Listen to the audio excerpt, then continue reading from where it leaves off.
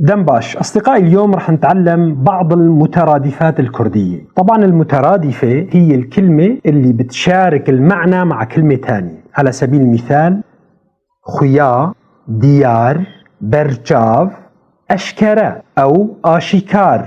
بالكردي منسمي المترادفة أو المرادف منسميه هفواتا، هفواتا. ناخذ كم مثال تاني: بيفل، بيفل، بوز، بوز، دفن، دفن، كبي، كبي.